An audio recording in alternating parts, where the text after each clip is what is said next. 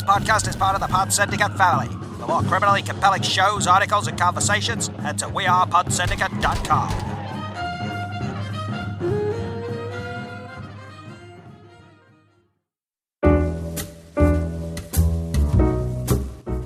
Get the behind-the-scenes information on the breweries and beers you love with What's on Tap's Brewery Sessions. So this is the start. So we are at Malmo Beer and Whiskey Festival. This is our first beer festival that we've both attended since the All In Beer Festival, like 2 years ago. We also went to Mikkeller Wild Ale Festival together.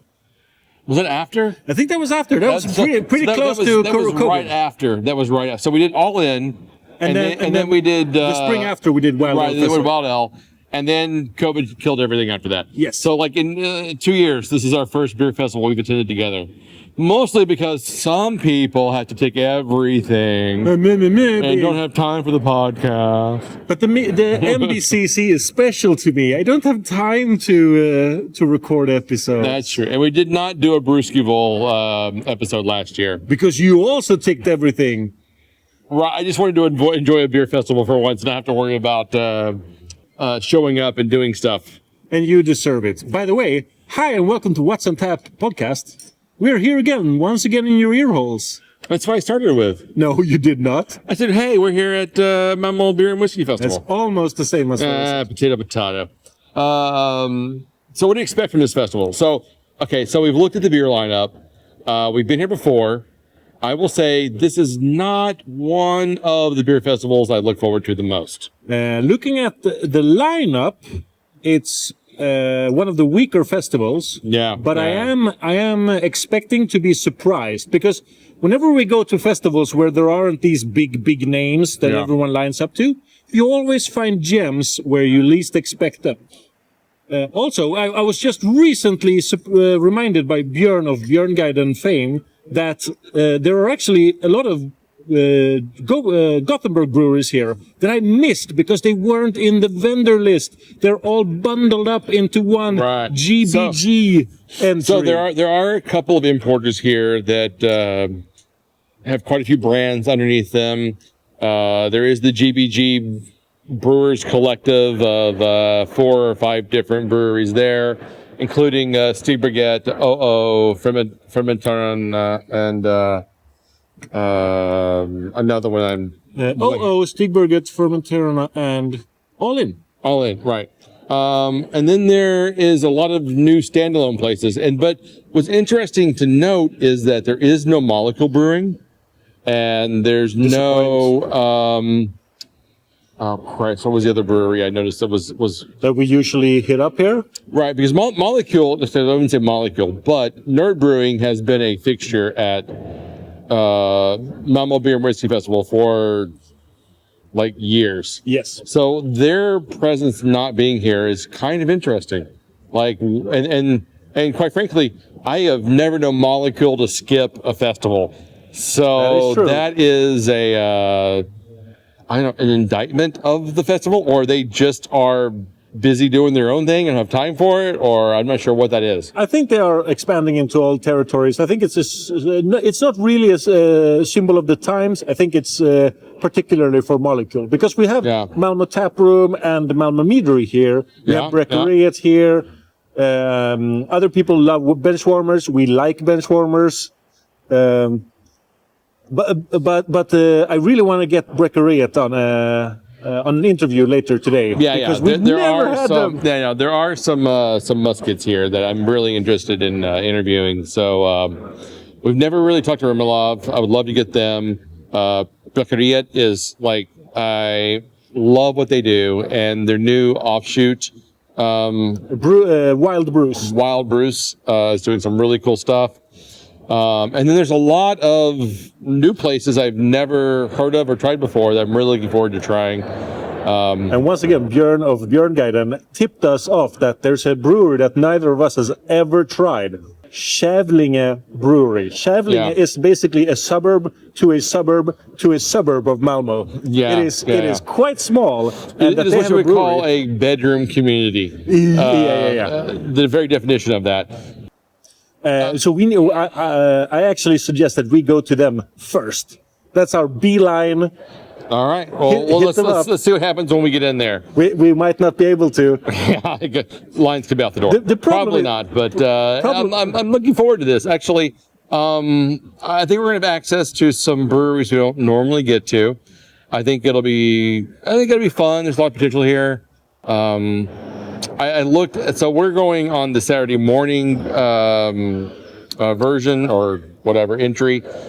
It's 5 hours long, which is kind of surprising. I thought it'd be about 4 hours, and that's kind of nice. And I think we're going to find some interesting things here. I think so. I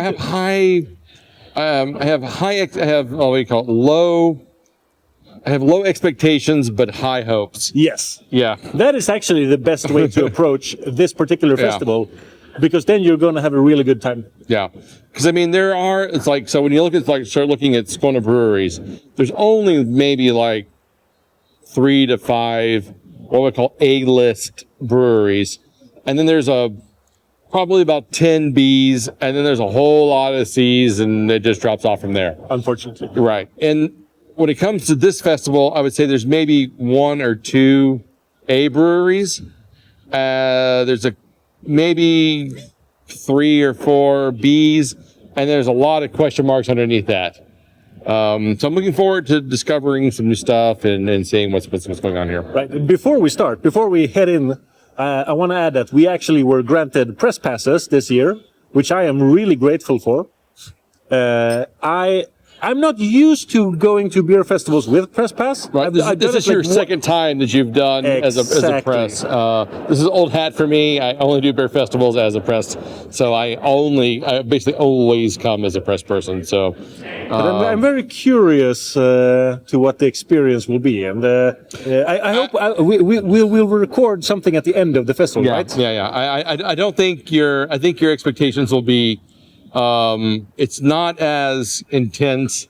It's a little more laid back, and you're given a little more freedom than you would get otherwise. But that's up to us. The intensity and the pace is up to us. Yes. The treatment from the brewers and the booths, that's up to them. Yeah, truly. We'll see. All right. Well, it's about to open, so let's get ready to go inside and see what happens. Yes.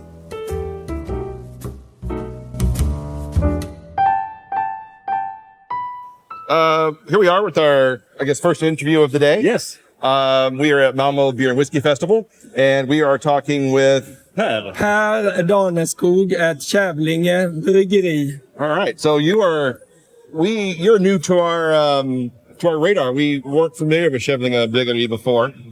So how long have you been brewing?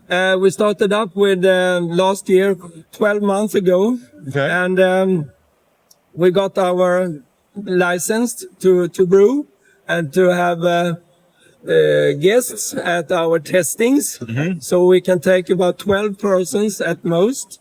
And we have 2 times a month testings that I show how I make our beer. And it's very funny, and we have a good situation there in Kavlinge. How did you decide to go into brewing?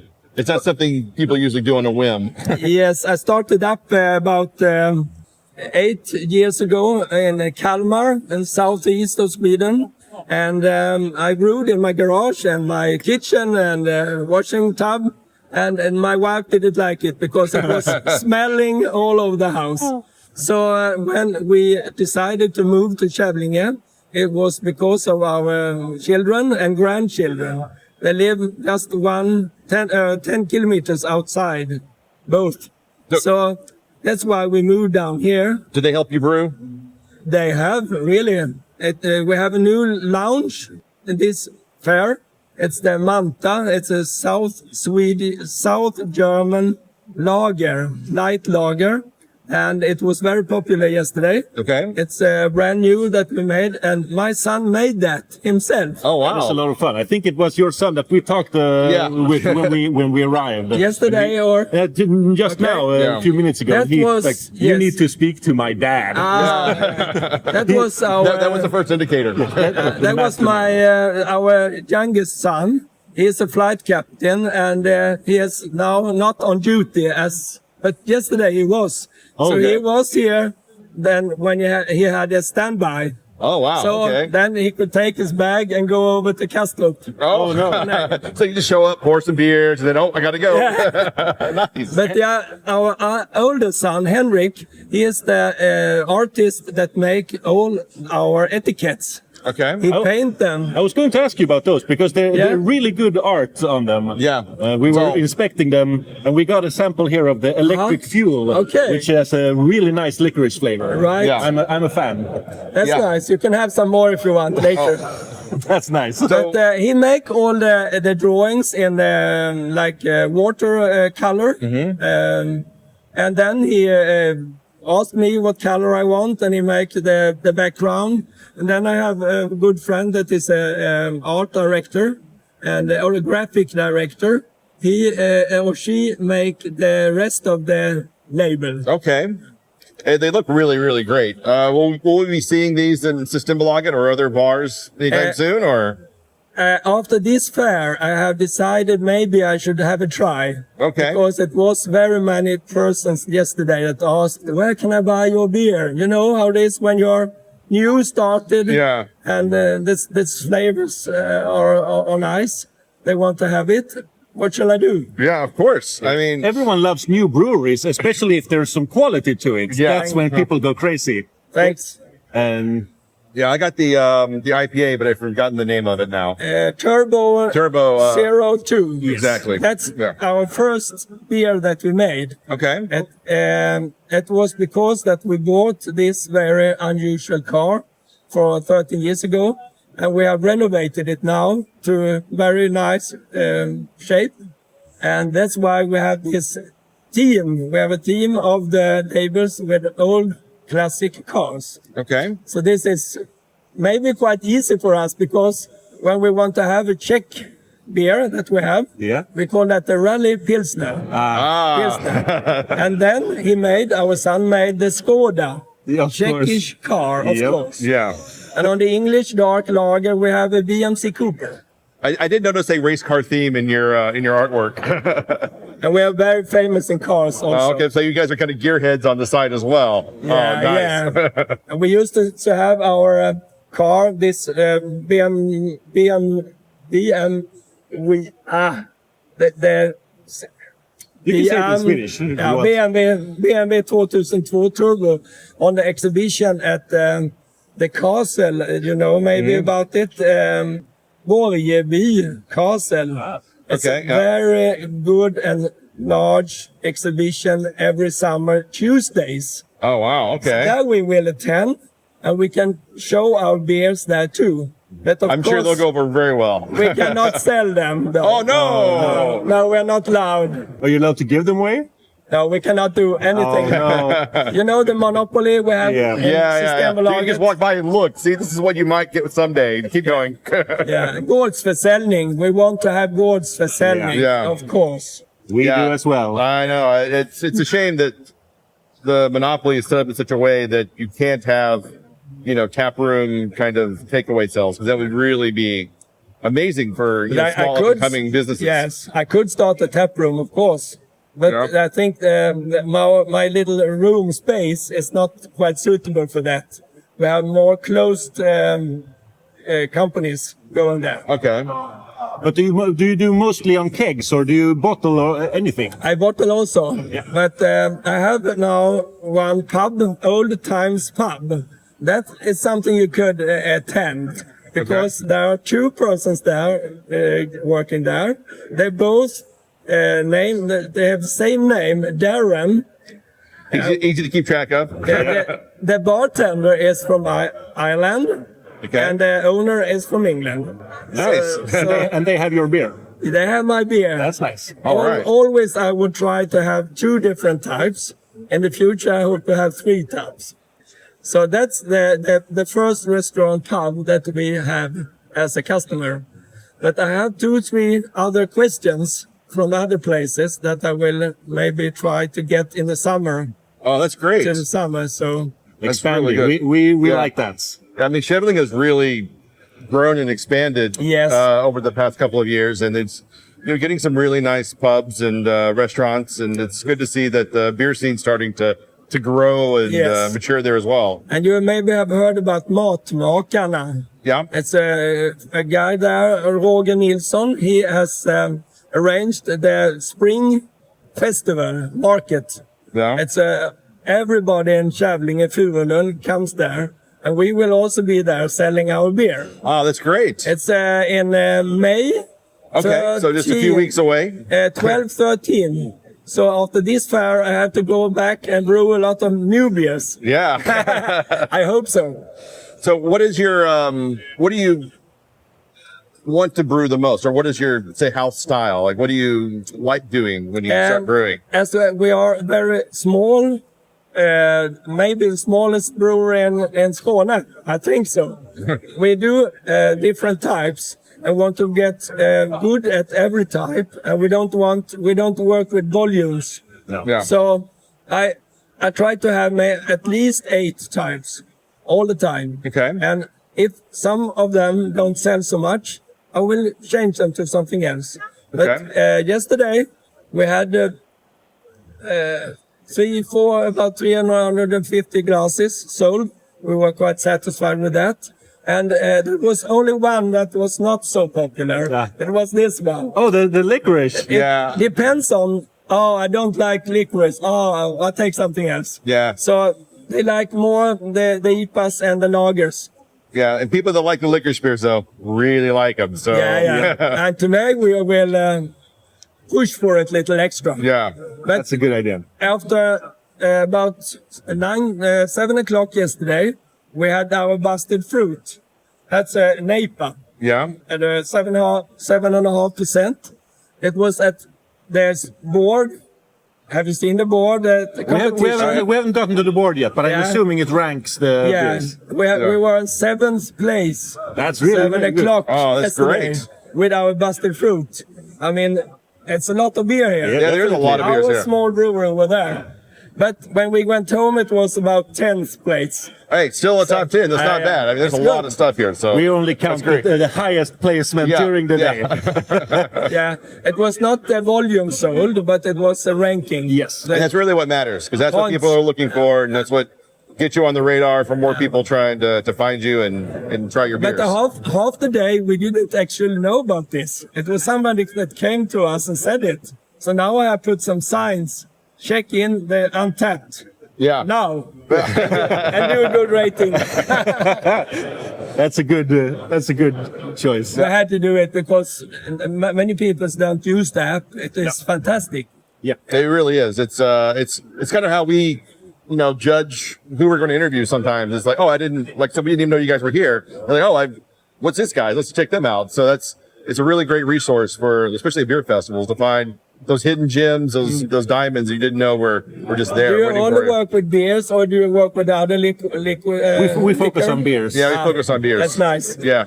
Not even really ciders, just mostly beers. Yeah. It's too much complicated to have all the brands. Yeah. It really is. I think the craft beer industry is very nice because as I am new in it, I am very excited as you hear, and I like it very much. And it's much better than doing teeth because I was working as a dental technician for 40 years. Yeah, this seems like it'd be a lot more exciting than. And this is much more fun, and I like it a lot. And even my wife, she's selling the beer now when we're sitting here. And she is coming, but she thinks I work too much with this, as I'm a pensioner actually. Well, I mean, you got to have something that beats golf or, sitting around watching TV all day. So this is much more fun. I want to make some interesting and something enjoyable Yeah. to people. Teeth are very important too, but this is much better. Much more fun. Yeah. All right. Well, we're going to wrap it up. Thank you for your time. I really appreciate it. We will definitely have to try some more of your beers Thank after you. this interview's over. We will if you- keep a if you lookout. can. Yeah. How can we find this chapter? You can find us on what'sontappodcast.com, and we're on any Instagram, Facebook, Spotify, YouTube. Okay. Yeah. But Spotify is a good. Spotify is really good. Yeah. That's That's the best way. perfect. Thank you, guys. Thank you for your time. Appreciate it. Thank you.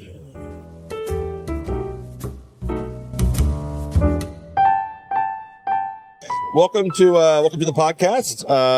We're talking with Frederick, yeah. from Television Brewing. Yes. How did you come up with the name? Is it like you're just super into more community reruns and you're like, sweet?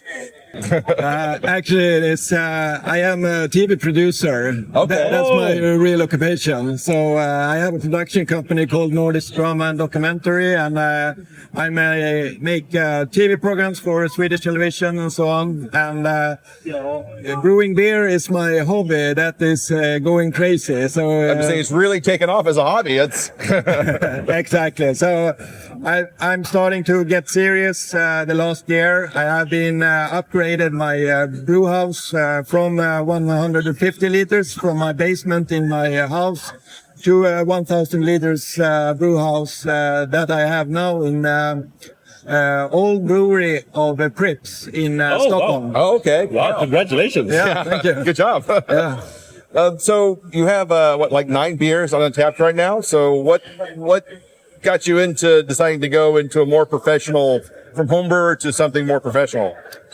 I mean, actually, it's I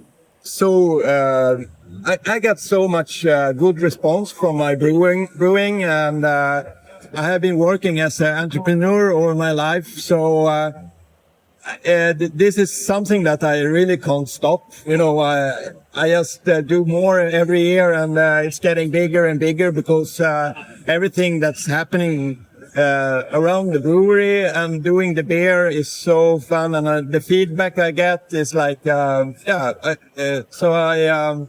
I think that now I've been 50 now, and I have like 15 years and I want to test how long I can go with the brewery. That's great. Cool.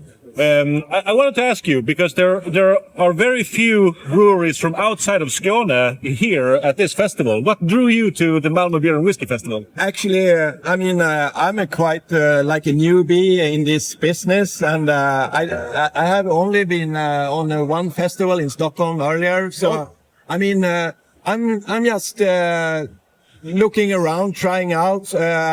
I was contacted by Malmo, and I found it interesting. So I'm just testing and see how it goes. That's a good answer. Well, we're glad that you came because we get to talk to you.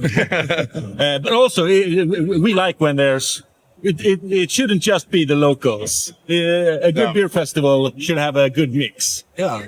What do you think of the mix here? I think it's good. I haven't really had too much time to walk around, but I had a few really good beers here, and I mean, I really like the crowd. They are very. I was curious how they were going to react from a brewery from Stockholm, but the reactions is. I mean, normally there's a lot of burning and effigy of Stockholm breweries, but so you really got by this time. All right. So I mean, the Stockholm market's pretty crowded. Like, were you nervous about kind of getting in there and no, I don't really think about rationally how to do it. I mean, the TV business is quite a tough business. Yeah. So I believe the brewery business is not tougher. You're probably right. It's probably a little easier. You're like wimps. Not really, but I mean, you have to work hard. I think in all branches, you need to get hustled. Yeah. That's great. So what is your we have 2 IPAs in front of us. Can you talk a little bit about them? Did we have the West Coast? We missed it. We were recommended to take number 3, but we got the 1 and 2 instead. Yeah. Hopefully we can try number 3 after this, because I'm excited about it. But I can say that. I mean, I'm very into IPAs because I really want to know how to brew an IPA and different styles and so on. But most of the IPAs I do, it's the beer that you can drink more than one glass. So they are not super crazy hopped, but I like to have like a good flavor. Also, I work with lots of good quality malts. I also work with a local brewery in Stockholm, Varberg, with a heritage malt called Boulder that I believe works very well with a pale ale that I do. So I do like a single malt pale ale called the Åkershov, and that one is getting a real complex flavor just from one malt. Nice. Yeah, I would say both of these are really clean, very light, refreshing IPAs. It's good job, man. It's really nice. Like when you said like something you want to drink more than one, I'm like, yeah, you know what? You're right. I do kind of want to like a nice summer day and just sit back and crush a few of these. Actually, lots of people, okay, not lots, but a few people come back in the end of the exhibition here, and they want to have a last beer, and they come to me and say, yeah, I really like the beer, I want to have one more, because it's very drinkable. Yeah, so that's always a good review. Yeah, and I think it gets kind of lost. Everyone is chasing the craze, but no one, like, they forget to do, like, just make something like you want to drink and just enjoy, like, every day. And I find that gets lost a lot in the race to be the most experimental or the most hop forward or whatever. Yeah. So I'm glad to see breweries are coming back around to that. It's great. I'm happy to finally be able to see through IPAs again. Someone needs to hold that torch going forward. Yeah, we shouldn't forget about see-through IPAs. So what's next for television brewing? What do you see? I mean, I have made a big investment now at the brew house and so on. So my primary goal now is to gain the sales volume, and I am aiming a lot of the Swedish Stockholm restaurants and bars. That's my biggest goal. But also I aiming on like getting a position in Stockholm of like a brewery that people know about, this television brewing. So I want to step up and so you're gonna have your own tap room pretty soon. I have a tap room. Oh, you do have a tap room. Okay, well, we got to go to Stockholm and check that out. We need to go to Stockholm bar. I started it just a couple of months ago. Oh, okay. But it's not open every day because I have a job. Sort of, yeah. So you can get an invitation. You can put up your name on my site, and then you get an invitation. And I have open like one day a month. Okay. So that's nice. Yeah. And it's very nice when it comes a lot of people, and it's very like friendly atmosphere and so on. So you should, and then I can serve really fresh beer also from the brewery. So I have one more question for you. What's it like as a new brewer trying to get into Systembolaget? But you are at Systembolaget, right? Yeah. Like we've had several, let's say cans. Yeah, cans. Yeah. From Systembolaget. I was just curious, like, what is that? I had to pause there for a second. The fire alarm going, or It's the fire truck. It's the fire truck. Yeah. Yeah. So, how difficult is it for a new brewery to get into Systembolaget?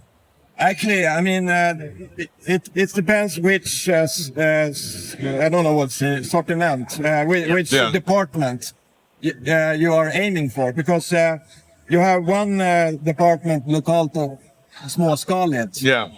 And then I mean, I get 4 places that I can sell my beer on. So, okay. So then I have 4 stores that selling my beer, and that I get. But after that, I struggle because I can't. I mean, they have like sort of investigation how much they're selling and so on. So it's a nightmare.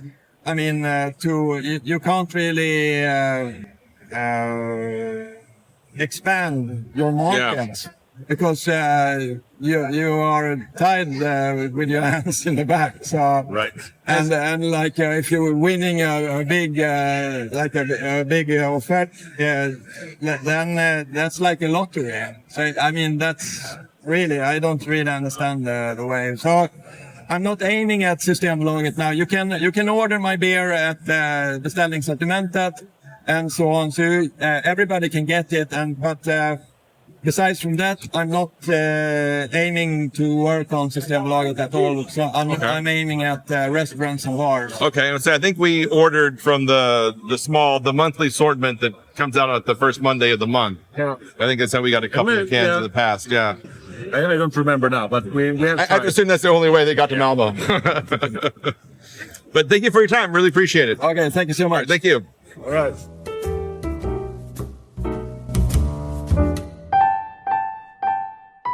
All right, so we are at, where are we? We're at the Malmo Beer and Whiskey Festival. Yes, I know that, but Okay. So you're an importer, and what's the name of your importing company? We're Mustival Craft Trade. We're from Linköping. Okay. So we're a bit away from here, importing craft beer from Europe, basically. All right. So, what was your name? Matthias T.S. Björkman. Great. Yep. So, welcome to the show. What got you into importing? How does that work? How do you wake up one day and go, I want to import beers? That's a good question. Yeah. I don't know. I guess I have a genuine interest in craft beer from the start, and I mean I tried a lot of beers in the past, and then we started to look into the possibility to bring in some ourselves, basically as a hobby before we became commercial. Yeah. But then it grew, and the request for the beers grew more and more. So then in I think it was 2018 we decided to go for it. So since 2019 I've been working with this full time. So what was the first brand that you brought in? It was actually an Irish brand called Rascals. Okay. Yeah. All right. We worked for them for a little while, but we didn't see potential in them.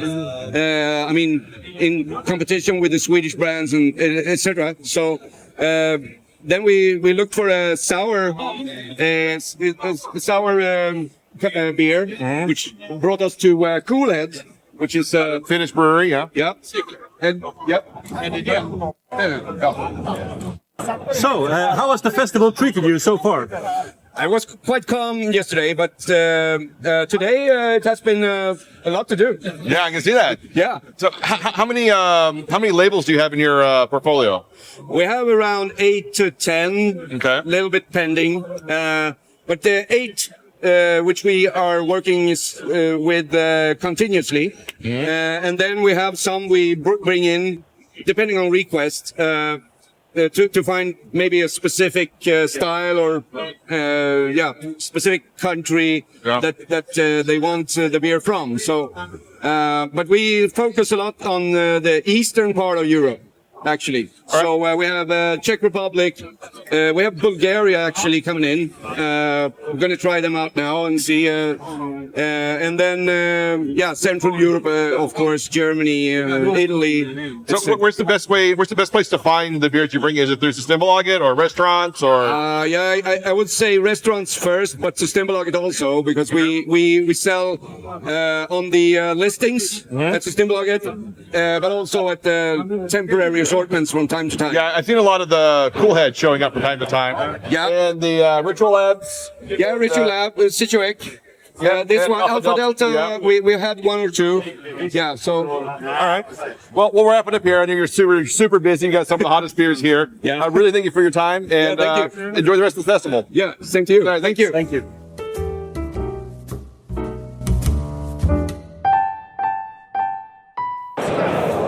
So, welcome to the show. We're at the Brekeriet booth, and we're speaking with Andre at Brekeriet. We're very excited to have you on the show. We have been long fans of Brekeriet for many years. So this is kind of like almost royalty in the Skane beer scene. So you guys have been doing wild ales for forever, like sour beers and wild ales for we the longest time. started off 2010 importing beers to Sweden, mainly with the focus of well-fermented beers. And then in 2012 we started the own brewery with the same focus. So well fermentation, lactic acid bacteria cultures and barrel aging and focusing on the microorganisms instead of the hops, which was... So how do you make that jump from importer to wild ale brewer, which is not the easiest style of beers to brew? It's like going from the kiddie pool to the deep end, and you've only barely gotten like lessons. And we realized that that style and the saison and wild ales were not fully represented in Sweden, so we took that niche, and of course we love that type of beer ourselves. I like how you say it. You took the niche because you certainly did. Yeah. So how have you seen that niche grow over the past years? Of course, a lot of breweries, small breweries, they start off in the totally opposite end, and then maybe have some sour beers in their portfolio, mainly kettle sours. Now we started off doing sour beers, and now we're actually started doing clean beers as well. So IPAs and pale ales. I was just going to ask, because an IPA from Brekeriet, we're not used to that. Yeah. So is that how Wild Brews came about, or? Wild Brews is the name of, that's mainly the bitter and saisons and wild fermented beers, but the clean beers are under the brand Brekeriet. Okay, so it's the Brekeriet brand, Yeah. all right. So I got to ask about this bitter, because this is the most, I would say, Brett bitter I've ever tried. Yeah. It's, I guess, more of a traditional bitter, where, as it used to taste like 150 years ago, when you had wild fermented, when you had wild yeast, unintentionally in everything you brewed. So it's a classic bitter, how we brewed it, but then with fermented with wild yeast. So traditional bitter, I guess. Yeah, I was like, this is not what I would have tried. I was just like, wait, that's not a bitter. That's amazing. That's got a lot of flavor and. Yeah, so you can sense it's a bitter, but you can also sense it's well fermented. So that's something that inspires you, going back and looking at traditional brewing methods and reinterpreting them or bringing them back into vogue? Yeah. And of course, we've made saisons and beerdegards since we started off in 2012. So we love that. We love that styles, and now we do a wheat beer and the bitter, of course, as well. So we will probably keep that classic styles going under the brand of Wild Brews. So do you see that expanding into more traditional styles?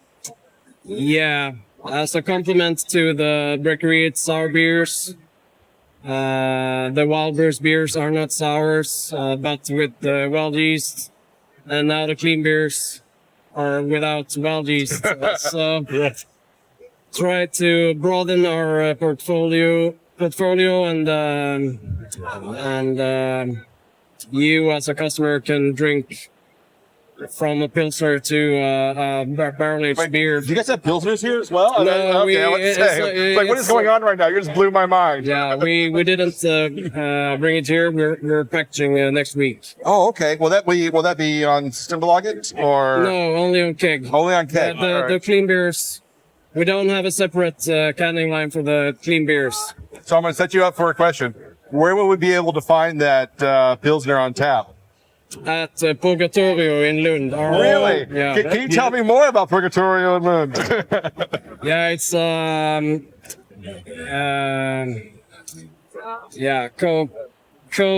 it's a co-operation together with the guy running Infano, also in Lund. Yeah. And there's no economical. We don't have any economic like stake. Yeah, in the company, but in the bar, but we handle all the drinks. Right. So Smart. Yeah. So Inferno, for people that don't know, is a It's like one of the premier tap rooms in Lund. It's been around for forever, it feels like. And it's where kind of the go-to if you're trying to find craft beer. And I guess the owner decided to open a restaurant and then invited you guys to come on board and take care of the beers. That is amazing. That we are just trying to align our schedules so we can go up and try the place because it looks amazing.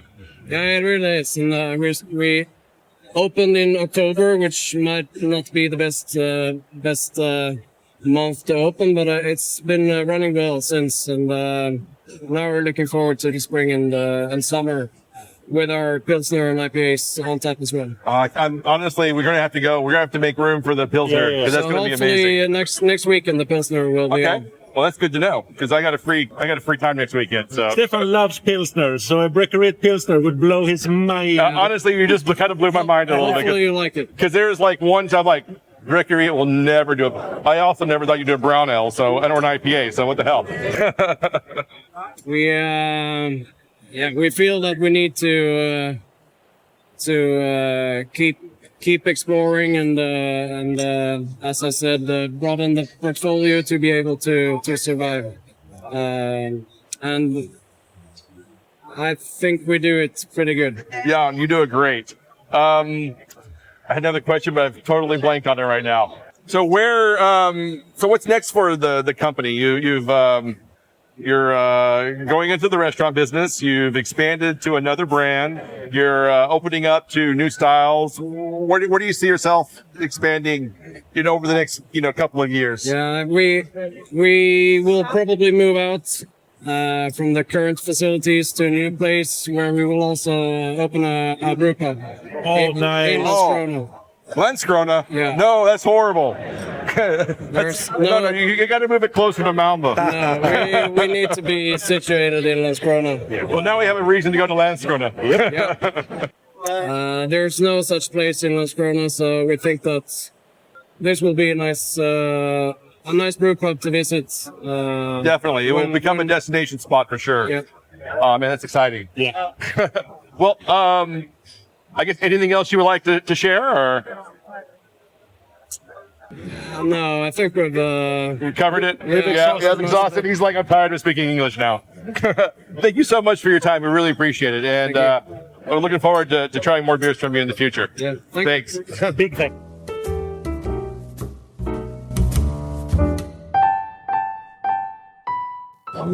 Okay, welcome to the podcast. We are at, I'm going to say this wrong, Vreta Kloister Bryggeri? Yeah, all right. That's right, yeah. And I'm sorry, I know, I got to work on my Swedish, it's horrible. And so you're Andreas Fejas? Yeah, that's right. God damn, I'm killing it today. Yeah. That's right, I need to drink more, then my Swedish just becomes really good. So tell us about the brewery. Yeah, I mean, we're more or less the only brewery in Sweden, only dedicating ourselves to doing 100% Belgian style beers. All right. Yeah, so we've been going on for 3.5 years with this kind of profile, and starting the brewery was really by chance, and yeah, things have gone very well for us. So we are expanding the third time at the moment. Oh wow, that's great. Of course, we're still very small, but I mean, we are investing now to try to grow a bit more with this kind of profile. So, do you actually brew in the Kloister? No, we are. Okay. I had to ask. I was looking. No, the name of the brewery, Vreta Kloister, is taken from the parish, which is named Vreta Kloister, and the parish is called named after the oldest monastery in Sweden, Vreta Kloister, which was created in 1101, and it's 800 meters from the brewery. Oh wow, that's just your back door. You look out the back door. Yeah, there it is. Exactly. Yeah. So and they brewed. I mean, the nuns there, they made beer, they drank beer, they gave away beer to the poor. I mean, that's what you did in the medieval times. I mean, we should bring that back. Give beer to the poor. Yes, I agree. I'll be poor.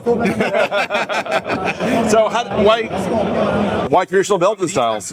I mean, I've traveled a lot in Belgium in the early 2000s. To one of my friends worked in the parliament there, so we traveled around. I've also been a visiting professor in Belgium in my ordinary work, usual work. And I love Belgium. I love the culture, the people, the food, the beer. So when I started brewing at home for 5 years ago, the first beer I brewed at home was a Belgian triple. Wow, that's Why not? I mean, you're gonna go big or go home, as they say. That's great. Yeah. And you just kind of like stuck with it and just said, let's just keep it going. I mean, and then when I started the brewery, in order to be able to get rid of my beer, you had to throw away a lot of beers, and then you start to sell the beer, and I decided that I will go with the Belgian style. Nobody had done it before. Yeah. My idea was not to make it into a big business. But now it's a business, of course, not big business, but I mean... it's growing. I have 2 people employed. I mean, we are bigger. Now we have a 400 square meter facility. We're tripling our capacity. Within a few weeks, we will be able to do 100,000 liters a year. Oh, wow. Which we will not do, of course, in several years. But I mean, at least we have the capacity. Yeah. I mean, that's pretty amazing. That's great growth. So what's your kind of favorite style to when you think like Belgian beers? You think triple, blonde, quadruple, of course. Quadruple? Yeah. Of course. That's the I'm not even a stupid question. I don't even know. I'm gonna just cut that whole part. The king of Belgian beers. Exactly. And then, I mean, and the beer you have now, the Appetisan, I mean, we won the bronze medal in the Europe's biggest or most prestigious competition. Last autumn, it won the bronze medal, competing with 60 or 70 quadruples. Oh, wow. From, you don't know whom you compete to, but of course the big brands from Belgium.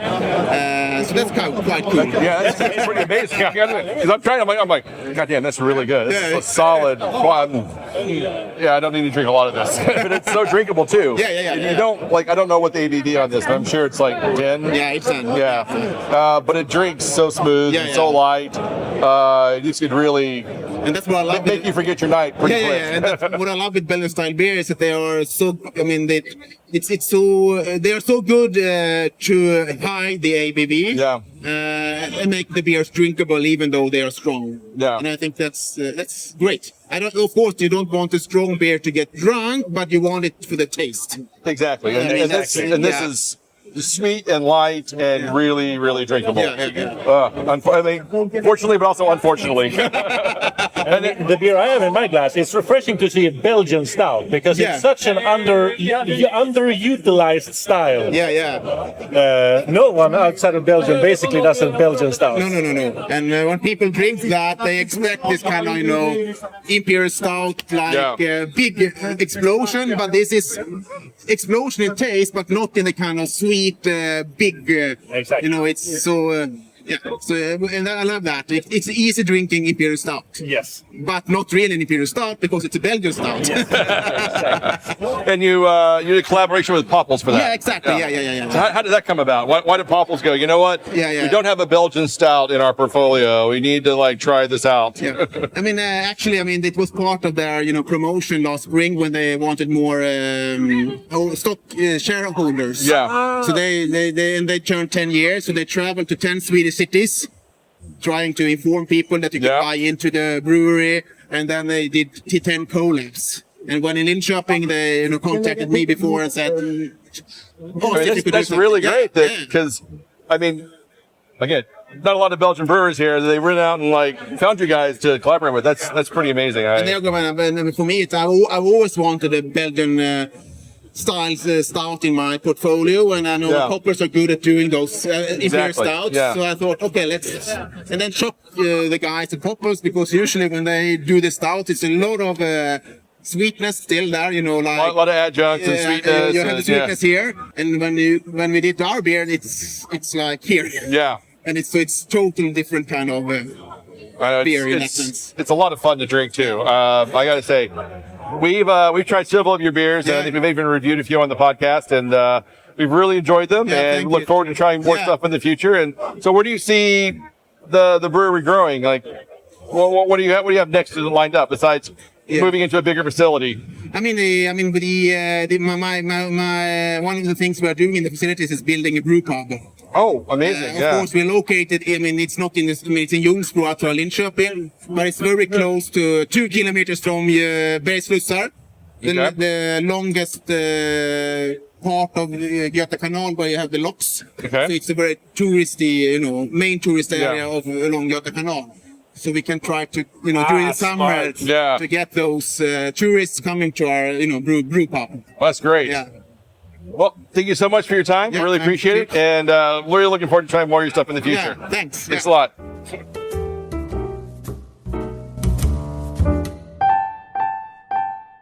Okay, so we're wrapping this up. We have spent several hours. We've interviewed several brewers. I will say, this is pretty fun. This has been a lot of fun. I really had low expectations for this. I looked at the lineup of the brewers. I will say there were a lot of them I did not know or have tried things from them that I did not particularly care for. But having tried new stuff from them, interviewing the brewers, I just have more respect, more excitement.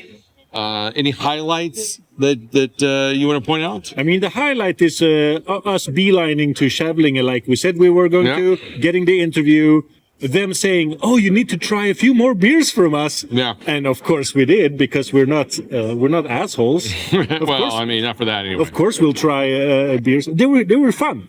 Us talking to Brekeriet finally after being Brekeriet fanboys they were great for years. It was so exciting. I cannot wait to go to Purgatorio.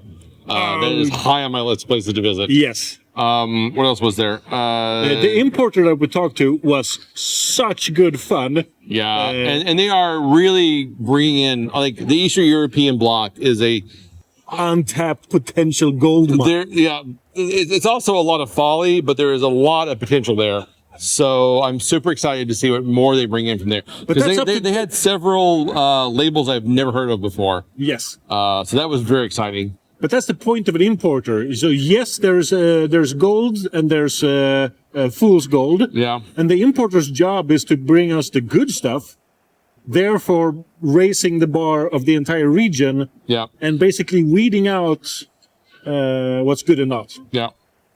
And for this importer, this particular importer, that was certainly the case. Yeah, I really liked what's it called? I can never. Vreta, Kloister Bryggeri. Vreta Kloister. Yeah. No, I love what they're doing, and I like both the beers we tried from them were excellent. We didn't even deep dive into the fact that he is a professor of, I call it pedagogic, like teaching.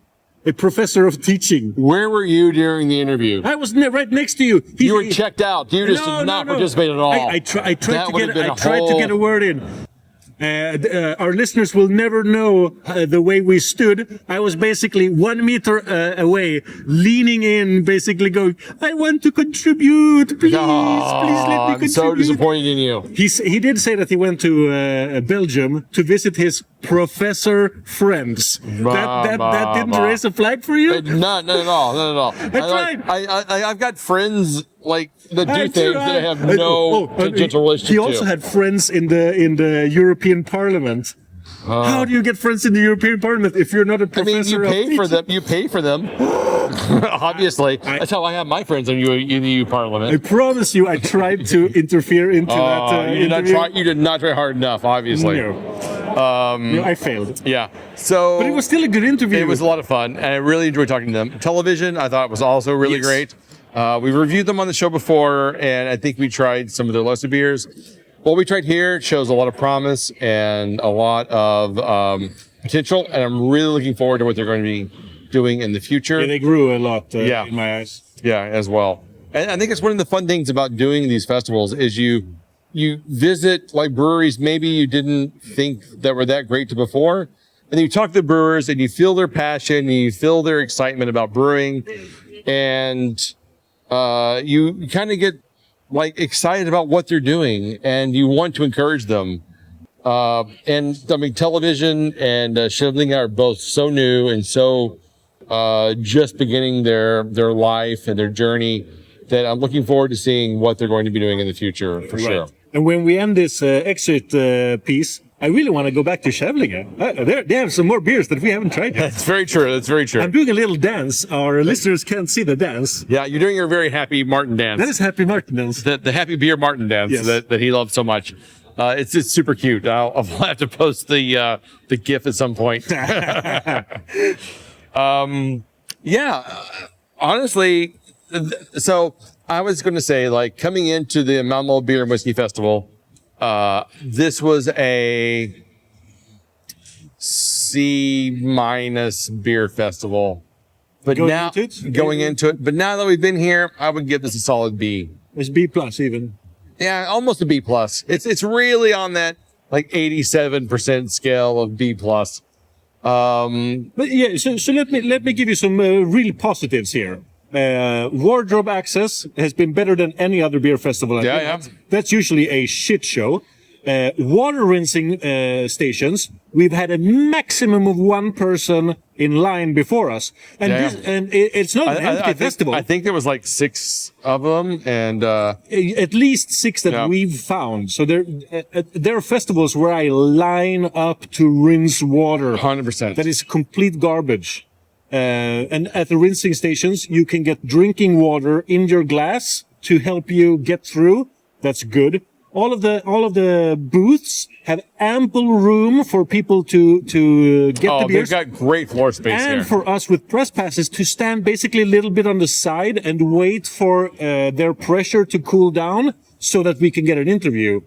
I've been at festivals where that has been impossible because a brewer gets 1 meter of storefront, basically. Right. So it's roughly like 2 feet of storefront, 2.5 feet. There are a lot of people here, but we've never been in a crowd. No, because it's a huge honestly, it's a huge space, and it is divided into half. So there is half that is only here for the beer side, and then the other half, and there's a big curtain in the middle that clearly divides the whiskey side. Yes, and so the last time I was here was maybe 3 years ago, and that was not the case. It was very much intermingled.